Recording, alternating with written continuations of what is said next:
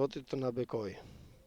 Kemi kohë që të shifemi, Perëndia t'ju bekoje shumë, ju, ne dhe të gjithëve të ne. Do të doja të lexonim nga fjala e Perëndisë nga Zanafila, kapitulli 13. Dhe dua të qëndrojmë pak në ato që i pëlqejnë Perëndisë dhe në ato që nuk i pëlqejnë Perëndisë. Pra, ka gjëra që i pëlqejnë Perëndisë dhe gjërat e tjera që nuk i pëlqejnë atij.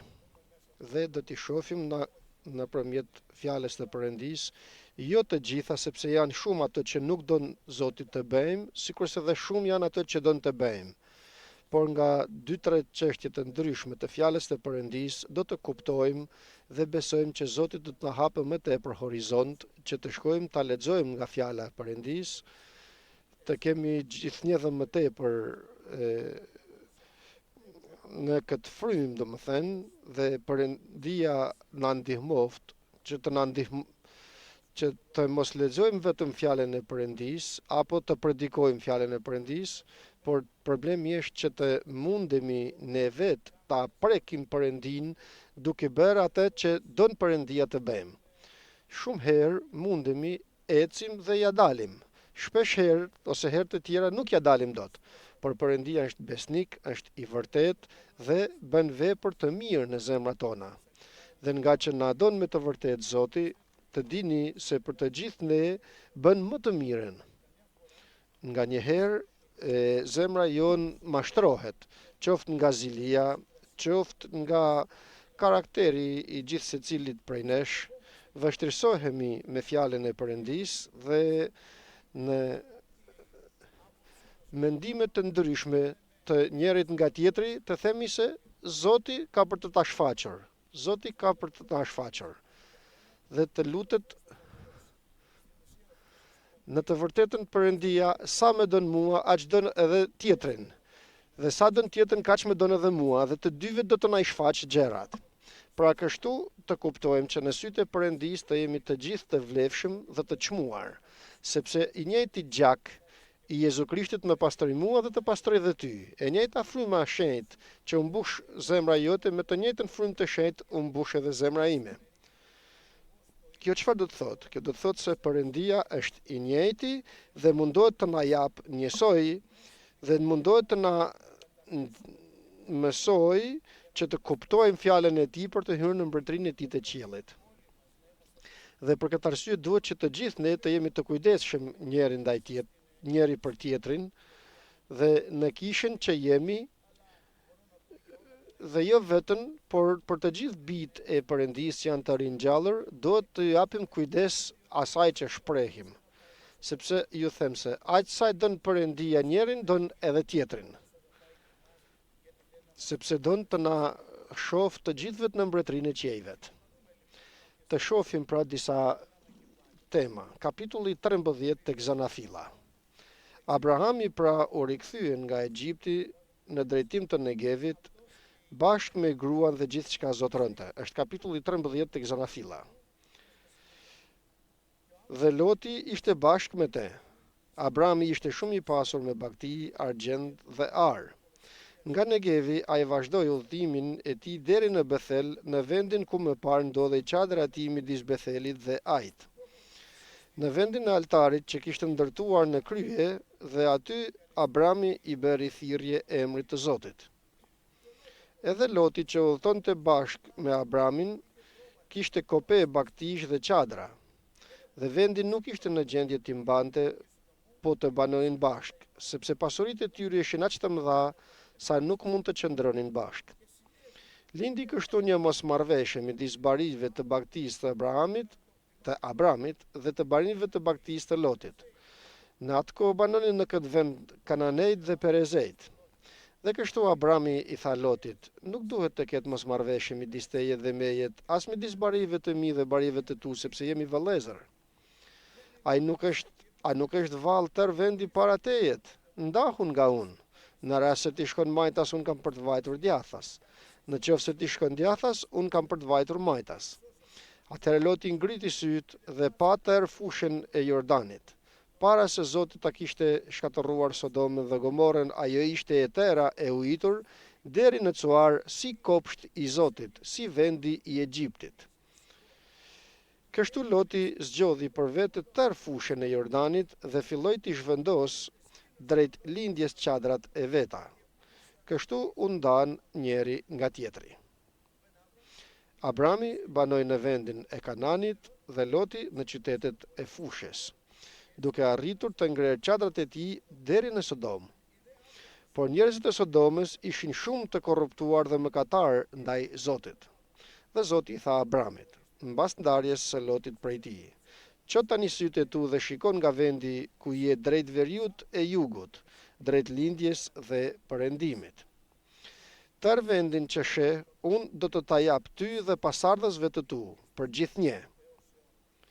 Dhe do t'i bëj pasardhësit e tu si pluhurin e tokës. Prandaj, nëse dikush mund të llogarisë pluhurin e tokës, do të mund të llogarisë edhe pasardhësit e tu. Qohu në këmbë, bjeri rreth e qark vendit, sepse unë do të ta jap ty." Atëherë Abrami i ngriti çadrat e tij dhe vajti të banoj në lisat e Mamres, që ndodhen në Hebron, dhe aty ndërtoi një altar kushtuar Zotit. Lavdi Perëndis, vëllezër dhe motra. Është një histori nga më të bukurat që më pëlqen këtu në fjalën e Perëndis, por sot nuk dua të qëndroj në syt e Lotit që u mashtru zemra e tij nga ajo që dëshiroi, por dua të qëndroj sot tek interesi, pra se si Loti vuri përpara së gjithash interesin e tij personal kundër Abrahamit. Dhe fjala e Perëndis na tregon se edhe Abrami ishte i pasur, por për shkak të Abramit ishte bekuar edhe Loti. Edhe Loti kështu pra ishte i pasur. Dhe ndërsa ishte një bekim i madh dhe gjithçka shkonte shumë mirë, i bekuar njeri, i bekuar edhe tjetri. Shijonin paqen, shijonin unitetin që kishin së bashku, shijonin dashurinë që kishin në njëri tjetrin, dhe ndërsa gjithçka ishte shumë bukur, aty papritur djalli pati zili, atë marrëdhënie të bukur që kishte Abrami me Lotin dhe të gjithë së bashku me Perëndin. Dhe u mendua çfarë të bëj, të ndryshoje pak gjërat, të zhvendose pak zemrat e tyre. Dhe ja doli, sepse gjeti mundësinë brenda në zemrën jo të Abrahamit apo të Lotit, por të barinëve që kishte Loti dhe të barinëve që kishte Abrahami. Dhe kështu si rezultat, Abrahami, që ishte shumë me provojë në gjërat frymërore, të shoh se në qoftë se një gjë e tillë do të vazhdoje kështu, marrëdhënia me Lotin do të prishej. Dhe kështu, çfarë don të bëj Perëndia? Perëndia don që nëpërmjet kësaj çështjet të na mësojë të japim kujdesin e madh që do të kemi në zemrat tona. Sepse zemra e njeriut është tradhtare, thot fjala e Perëndis. Dhe shumë herë vjen për të na mashtruar zemra jonë. Dhe zemra provohet në dy shkallë. Provohet edhe në bekimin, edhe në rënjen. Nuk është vetëm në rënje që provohet zemra e njeriut, aty ku të ftofet zemra dhe zemra të pësojë një tronditje të madhe dhe të kërkoj bekimin, të kërkoj kthimin, të kërkoj praninë e Perëndis, por vjen prova dhe kur gjithçka është mirë, kur s'ka asgjë që të mund t'i pengojë bekimin e Perëndis në jetën e Abrahamit dhe as të Lotit. Dhe Perëndia i thot Abramit, merr edhe pasuritë e tjera, edhe të tjera. Eja këtu Lot që je pranë Abrahamit, eja, merr edhe ti, merr pasuri. Përse? Sepse është i mirë Perëndia. Dhe në të gjithë këtë gjendje të bukur, në atë moment hyri mosmarrveshja që thot fjala e Perëndis. Mosmarrveshja vjen vetëm nga krenaria. Vazhduan pra barinët e Lotit me barinët e Abramit të kërkojnë pjesët e vendeve të atje për ku të shkojnë delet bagtit e Abrahamit me barinët e Lotit. Ne Abrami është më i madh, Abrami është më i pasur, na takojnë më shumë toka ne. Të tjerët thonin, edhe ne jemi këtu të pasur, Perëndia ka bekuar edhe Lotin, edhe ne pra na përkasin këtu. Dhe kështu vazhdoi një grindje mes tyre. Kjo nuk i pëlqen Perëndis. Dhe tham se çfarë i pëlqen Perëndis dhe se çfarë nuk i pëlqen. Dhe çfarë do të bëjë Perëndia që të tregojë se cili është vullneti i tij. Mosmarrveshja pra nuk i pëlqen Perëndis. Vetëm nga krenaria vjen mosmarrveshja. Ku është zemra jonë? Të mund të përulemi pra. E vështirë është të përulemi njëri ndaj tjetrit. Të jemi të ndërgjegjshëm për këtë. Për këtë thërret Perëndia dhe thot përuluni nën krahun e fuqishëm të Perëndis dhe do të vijë Perëndia që ju lartësoj në kohën e vet. Dhe përse thot në kohë? Sepse shpeshherë vështirësohet zemra jonë. Dhe këtu Zoti shef diçka që nuk i pëlqen. Por vjen. Abrahami që të arrijë këtë prishjen me Lotin, çfarë bën? Vjen dhe i thot. I thot Abrahami Lotit, le të mos ketë grindje mes ne, shiko se sa bukur i flete, të lutem të mos ketë mosmarrveshjet mes meje dhe tejet dhe mes barinëve të baktisë të mi dhe të baktive të tua, sepse ne jemi vëllezër. Lot, jemi vëllezër. Është tani që të zihen barinë tonë, është që të zihen për tokat, është ora që të shpërndahemi, thot këtu Abrahami, apo është momenti që të jemi në një gjendje të tillë ku të ketë mosmarrveshje mes nesh. Pra provoja e Abrahamit e bëri atë që të menaxhoi mirë çështjen. Por Loti nuk kishte të njëjtën provojë sikur Abrahami. Dhe si rezultat që t'i bëj një kërkesë Abrahami në mënyrë që të mos ketë grindje mes tyre, i thot, eja këtu Lot, zgjidh ku do të shkosh. Nëse ti shkon do të shkosh djathas, unë do të shkoj majtas.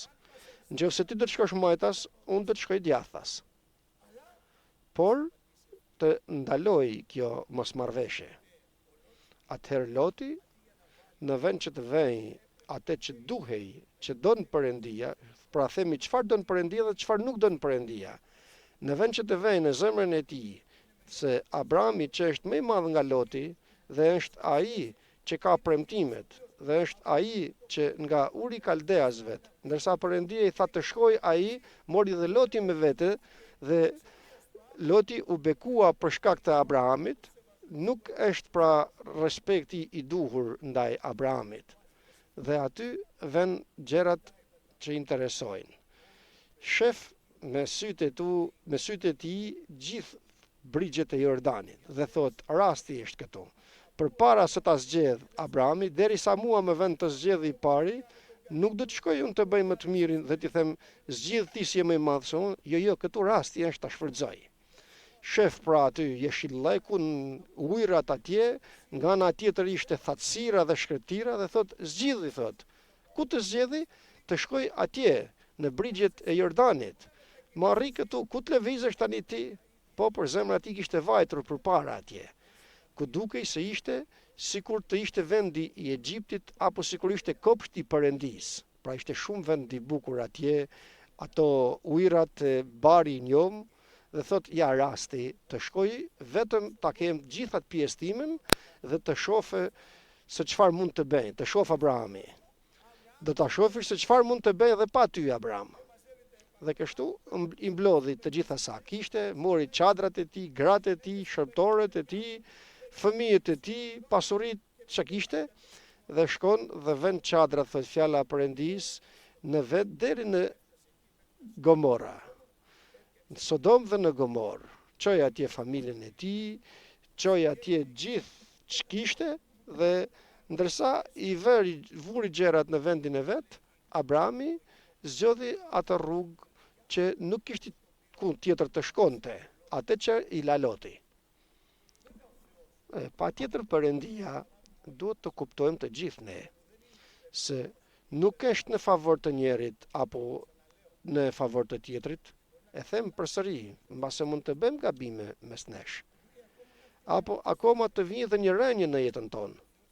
Perëndia nuk na don më tepër njërin se tjetrin.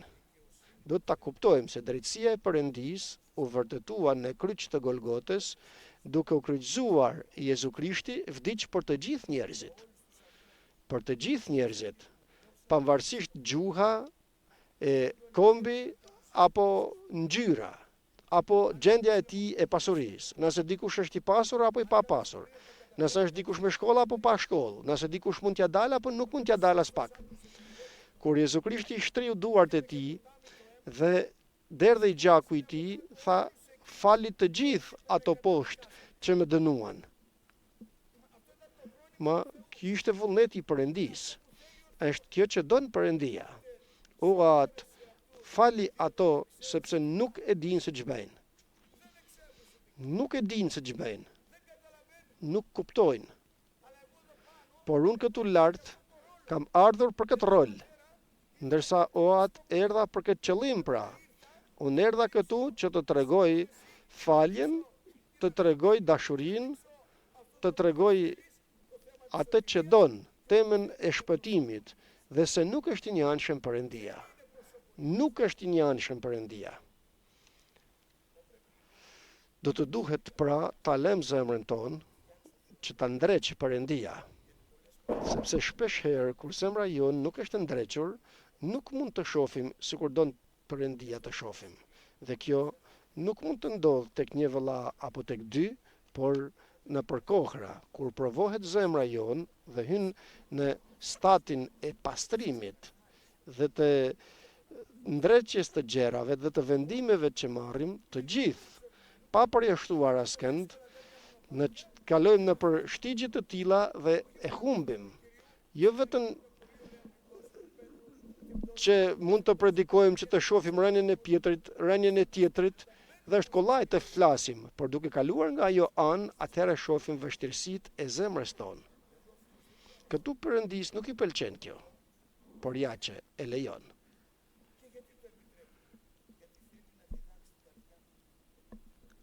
Dhe e lejon sepse don të mësoj zemrat tona. Si do ta mësoj zemrën e Lotit, i cili vuri së pari interesin e vet dhe pastaj të Abrahamit. Se si Perëndia do të tregoj zemrën e Abrahamit, atë që ka në zemër të tij Abrahamit në orën e vështirë. Dhe aty është ku provohemi të gjithë. Dhe aty është ku do t'ja dalim apo do të bëjmë gabim, do të dështojmë. Pra të mos humbim shpresën sido që të jetë, por të kthehet zemra jonë që të kryej vullnetin e Perëndisë. Dhe nëse bëjmë atë që duhet, më falni. Duhet që Zoti të na mbajë në besim të qëndrueshëm në mënyrë që të mund të mësojmë dhe të tjerët, bekuar emrit të Zotit. Dhe kështu pra, ashtu sikurse u ndan, Perëndia e bekoi Abrahamin pasi i dha premtimet të mëdhaja. Por kalojnë ditët, kalojnë muajt, kalojnë koha dhe ja të shohim se çfarë bëhet atje në atë vend që zgjodhi Loti. Ndërsa gjithçka shkonte mirë, gjithçka ishte e mrekullueshme, ndjente sikur po kalonte mirë, shkoi atje ku dëshiroi zemra e tij, aty ku dëshiruan sytë e tij, por ja që gjërat nuk ishin ashtu sikur duhet. Ndërsa papritur shpërtheu në familjen e Lotit dhe në Sodom dhe në Gomor zemrimi i Perëndisë. Një luftë në mes 5 princave dhe 4 princave të tjerë. Dhe 4 princat i mposhtën 5 të tjerët, ku në mes të këtyre të 5-ve ishte edhe mbreti i Sodomës dhe Gomorës. Dhe këto 4 mbretër që fituan luftën, shkuan na thot fjala e Perëndisë dhe hynë në Sodom dhe në Gomorë dhe robëruan dhe plaçkitën gjithë Sodomën dhe aty morën edhe Lotin, i cili pa pritur, nga aty ku mendoi se gjithçka do të ishte mirë këtu ku ishte dhe e bekuar, u gjend pa pritur si sklav ai, familja e tij, farefisi i tij, shërptorët e tij, pasuritë e tija, të gjitha sa kishte, i morën atje armiqt. Por fjala Perëndis, ku Perëndia shef gjithçka dhe na njeh të gjithëve sipas emrit të gjithë secilit, të njeh shumë mirë se çfarë mendon në këtë moment, çfarë ka në zemrën tënde, çfarë mendoj unë, çfarë ka në zemrën time, falenderojmë Perëndin Dhe ajo që vepron Perëndia në zemrat tona, vëllezër dhe motra, është më e mira për gjithë secilin prej nesh. Sepse nuk jemi të gjithë të njëjtit karakter, dhe as nuk mendojmë të gjithë me të njëjtën mënyrë. Këtu kur vjen dikush nga robëria, dikush iku dhe i thot Abrahamit se u bë luftë në mes 5 mbretërve dhe 4 mbretërve të tjerë, dhe aty ku bë lufta, fituan 4 mbretërit dhe morën rob nipin tënd Lotin me gratë e tij, me pasuritë e tij. Ja tani pika delikate. Shikoni tani se që bëhet. Në këtë pikë delikate, aty si do të lëviz dhe si do të veproj Abrahami që ka provojën me Perëndin. Gabimet më të mëdha i bëjmë kur nuk kemi lidhje me Perëndin. Por Abrahami është në vendin e duhur, e njeh Perëndin. Një moment i tha dhe Perëndia, i thot, e di se Abrahami do të bëj gjithë fjalët që i kam thënë, sepse të ka për të urdhëruar veten e tij dhe bijtë e tij që të bëjnë dhe të realizojnë fjalën time. Për këtë arsye thot Perëndia, çfarë do të bëj? Do t'i jap atij të gjitha sa i kam premtuar, sepse e di kush është ai. Por edhe Abrahami e njeh Perëndin. Në orën që Perëndia beri atë që u bën në Sodom dhe në Gomor, thot, o Zot Perëndi, mos ndodh kjo që të humbe i drejti bashkë me të padrejtin. Ma është e mundur, o Zot Perëndi i dashurisë dhe i mëshirës, të vish të bësh një gjykim të tillë ndërsa ka të drejtë në atë vend, në qoftë se ka 50 të drejtë, o Zot, në atë vend. A do të humbin këto të drejtët bashkë me të padrejtët? Dhe vazhdoi të bëjë një pazar Perëndia me Abramin, derisa arritën në atë pikë që ishin më pak se sa ishte familja Lotit. Por vëllezër dhe motra, e dinte Abrami se kush ishte Perëndia, por edhe Perëndia e dinte kush ishte Abrami. Dhe këtu kalojmë në pikën delikate. Çfarë do të bëjë tani Abrami? Kishte 2 zgjedhje. Njëra ishte që të marrë revanš. Do më thënë çfarë? Të marrë, ti thot, ti nuk vajte atje, nuk zgjodhe ti që të shkojsh aty, ti nuk më le mua, nuk më braktise. Këtë do të mund të thoshte Abrami në atë moment për Lotin, dhe të thot se unë ja thoja, por ai nuk dëgjoj. Unë e mësoja, por ai nuk kuptonte. Tani pra, lere të pësoj atë që vetë zgjodhi. Jo, nuk thot kështu Abrami. Sa dëgjoj se morën rob Lotin, mori 318 shërptor të vetë dhe shkon të luftoj me ato 4 mbretër, të cilët shkatërruan 5 mbretër të tjerë. Pa patur ndonjë ushtri të stërvitur, pa patur armë, pa qenë të veçantë, por me besim mori 318 njerëz që kishte në shërbim të tij dhe shkon në luftë dhe i kapi të gjithë në gjumë dhe lufton. Dhe kështu çliron Abrami, falenderojmë Perëndin, e çliroi Lotin, gratë e tij, fëmijët e tij dhe gjithë pasuritë që kishte. Kjo është ajo që don Perëndia. Domethënë zemra e Abrahamit nuk qëndroi në atë që u bë me Lotin, por e të i kaloi atë pengesë duke bërë atë që ka zemra e tij brenda. Për këtë arsye duhet të jemi të mbushur me frymë të shenjtë. I them përsëri, të gjitha gabimet që bëjmë në jetën tonë, i bëjmë se jemi të mbushur me frymë të shenjtë. Nëse mbushemi me frymë të shenjtë, gabimet tona shuhen. Nëse nuk jemi të mbushur me frymë të shenjtë, sepse na mungon lutja, na mungon lidhja jonë me Perëndin, nuk duam ashtu sikur se don Perëndia të duam, dhe nuk duam dhe vëllezërit sikur se don Perëndia të duam, gjendemi në një pikë të dobët të gjendjes tonë frymërore, dhe kjo është në minus për ne. Por Abrahami është në pozicionin e duhur, nuk don Perëndia që të kenë mosmarrveshje, por don Perëndia që të dalë Abrahami të luftojë për nipin e tij, dhe Perëndia do të jetë me te, sepse dëshira e Abrahamit për Lotin është sipas vullnetit të Perëndisë. I harron të gjitha, harron çdo pengesë. Ajo që intereson është se Loti rrezikohet. Kjo i intereson. Ajo që don të bëj, don ta çliroj nga robëria që është. Dhe kështu don zemër nga Perëndia, zemër të mbushur me frymë të shenjtë, një zemër që të di të ndeshet me gjendje të vështira. Dhe kjo është ajo që don të mësoj tani Perëndia. Përse lejoj këtë Perëndia? Që të mësohet, vëllezër dhe motra, zemra jote dhe zemra ime, se çfarë i pëlqen Perëndisë dhe çfarë nuk i pëlqen. Thot fjala e Perëndisë. Duke dëgjuar Abrami se u muar Loti si rob, armatosi 318 shërptor të vet që kishin lindur në shtëpinë e tij dhe i ndoqi deri në Dan ato mbretër.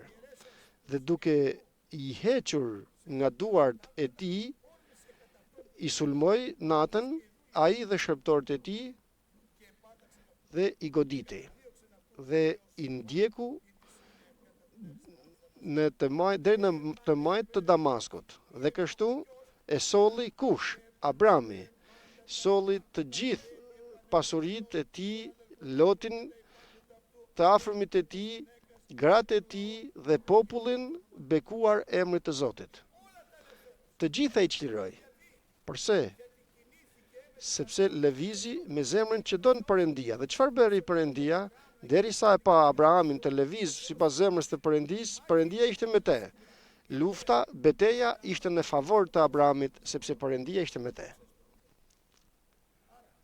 Atëherë pra, mësimi, vëllezër dhe motra, nuk na është e dobishme mosmarrveshja, mosbindja.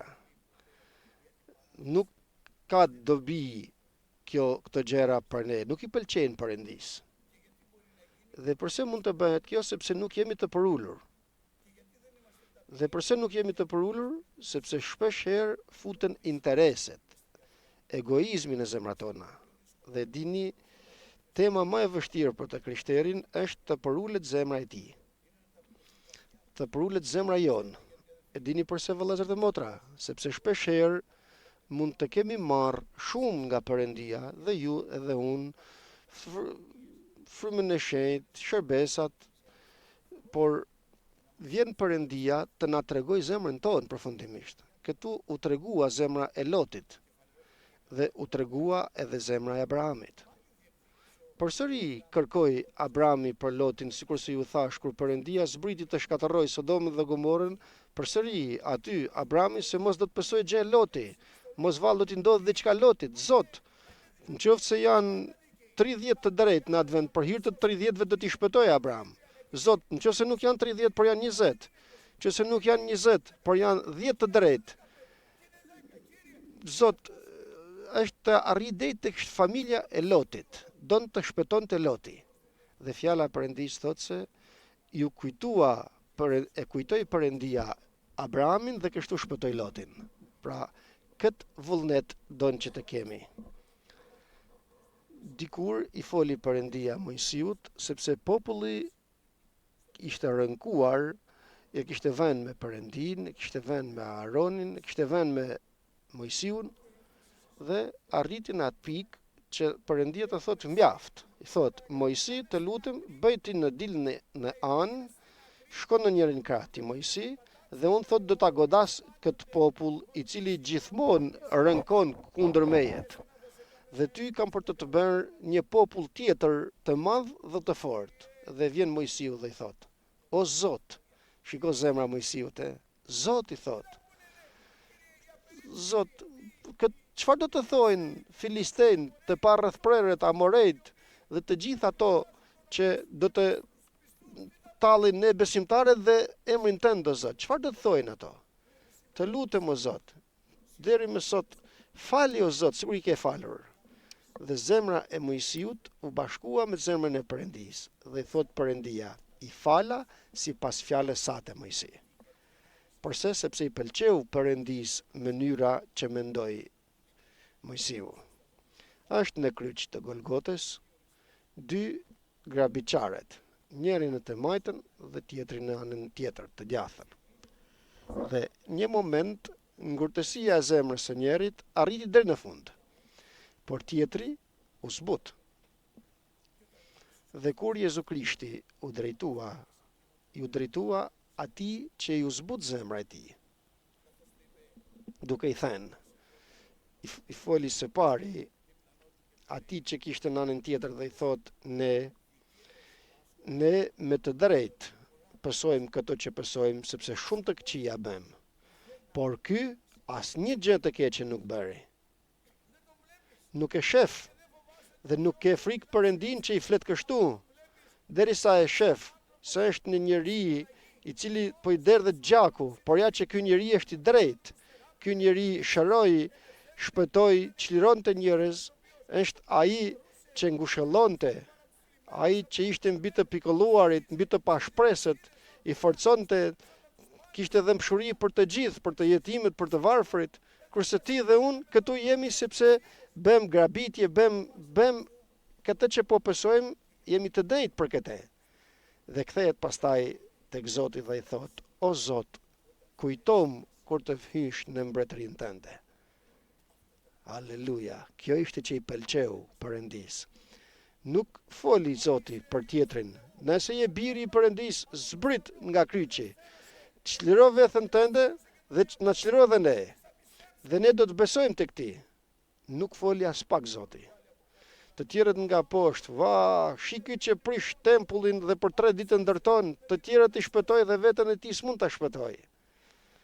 Nuk foli as pak me ta, por Jezu Krishti foli me atë i cili kuptoi se zemra e tij me kë ka të bëj, dhe u kthye drejt tij dhe i tha, në të vërtet të them, se sot do të jesh me mua në parajs. Përse? Sepse kjo i pëlqeu Perëndis.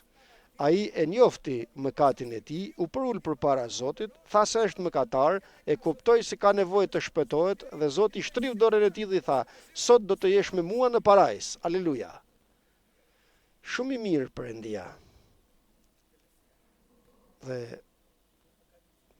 tani në fund shoh disa lëvizje që bën Perëndia, shumë të bukura. Njerëz që janë larguar nga Perëndia, diçka bëhet në zemrën e tij, tyre dhe i merr nga jeta. Por i merr me një mënyrë që mirësia e Perëndis është e madhe për njeriu. Një motër ishte larguar nga Zoti rreth 30 vjet. Ishte rritur në moshë dhe papritur, përpara një muaji, zemra e saj u kthye drejt Perëndis.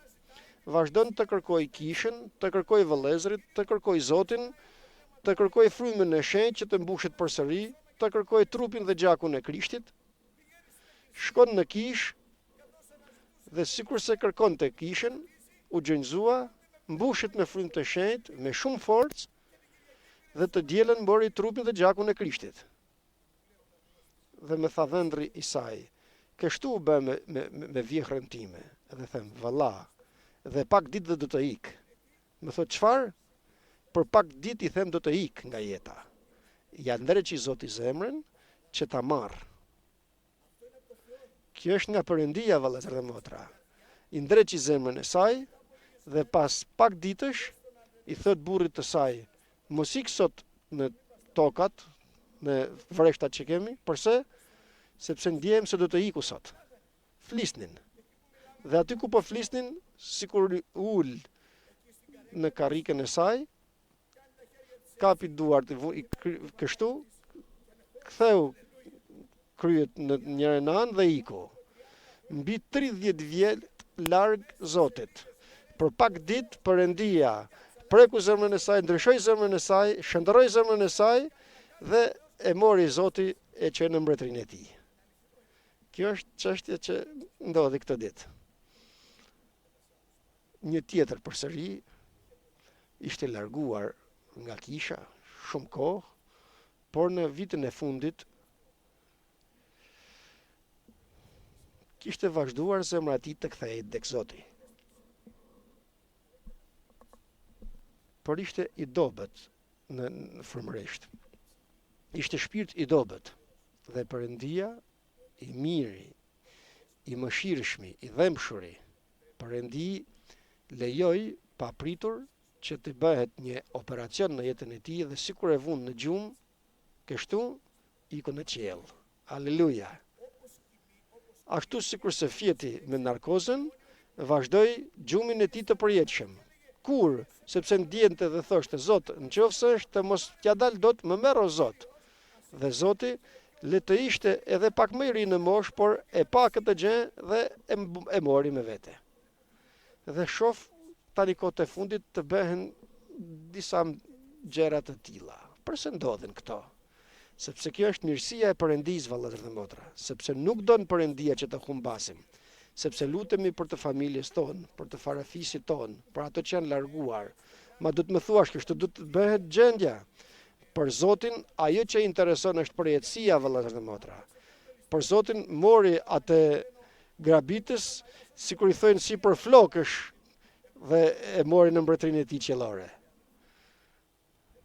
Duke mbaruar, t'ju them një rast tjetër këtu nga fjala e Perëndisë, të shihni se çfarë i pëlqen dhe çfarë nuk i pëlqen Perëndisë. Të lexojmë nga Dhjata e Re. Atëherë ju drejtua Pietri dhe i thot: O Zot, sa herë që të më katoj vëlla im ndaj meje duhet ta fali? Sa herë? Deri në 7 herë? I thot atij Jezusi: Nuk të them deri 7 herë, por deri 70 herë 7. 70 herë 7. Për këtë arsye, vazhdon një shëmbëltyr Zoti për të kuptuar. Mbretëria e Perëndisë i ngjan një mbreti që deshi të bënte llogarit me shërbëtorët e vet. Dhe kur vazhdoi të bëjë llogarit, i prun përpara një borxhli që kishte i detyroi 1000 talenta argjenti. 10.000 talenta.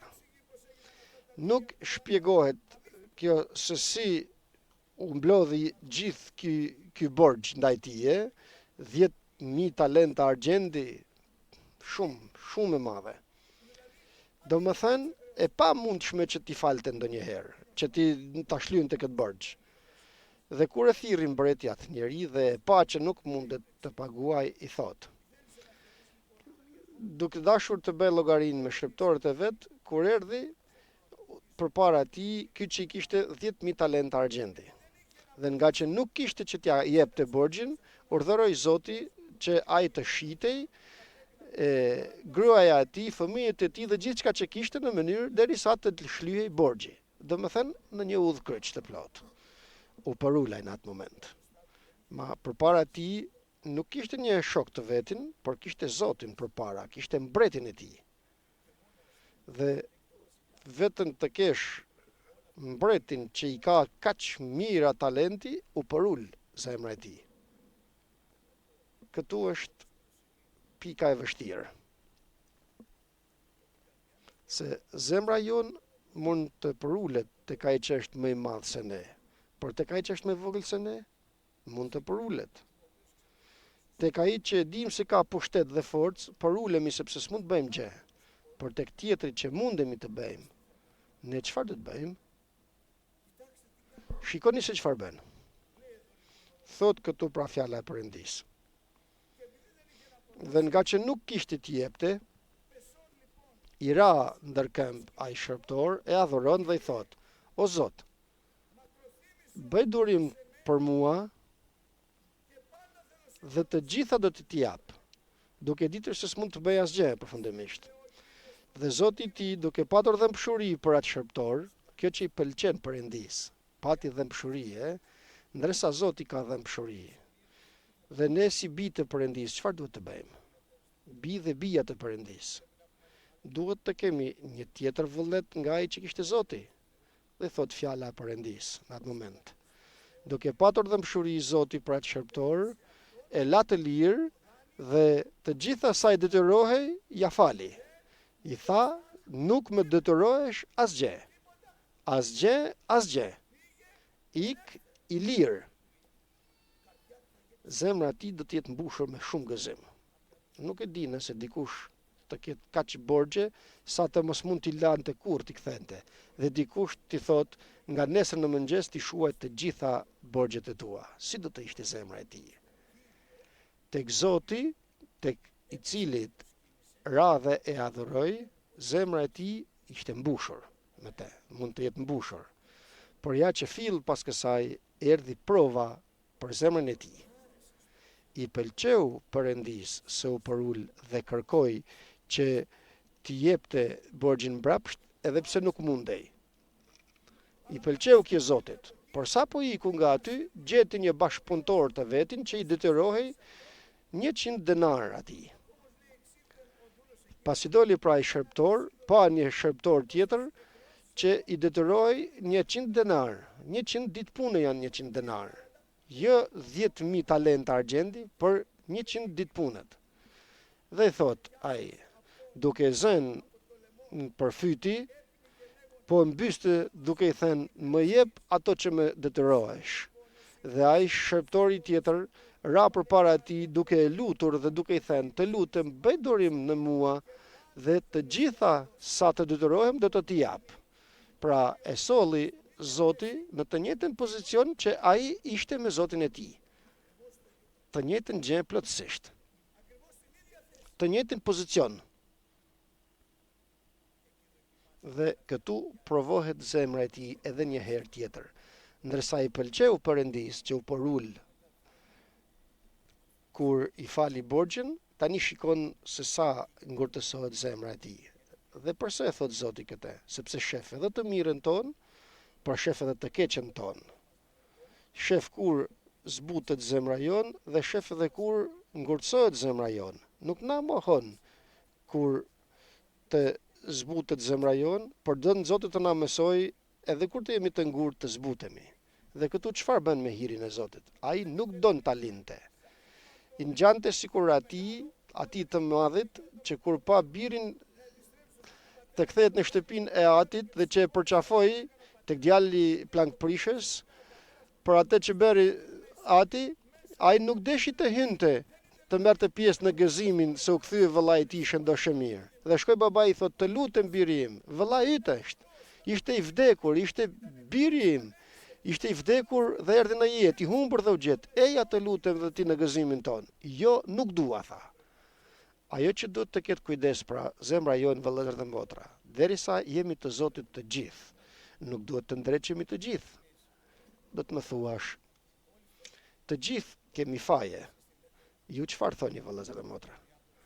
Kur Jakobi thot se në shumë jemi fajtor të gjithë. Nuk është i drejt asnjë.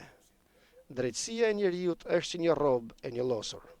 Dhe nëse Perëndia në sytë e tij apo akoma dhe tek engjëjt të gjeje dobësi, aq më tepër tek ne njerëzit që jemi të krijuar prej dheut.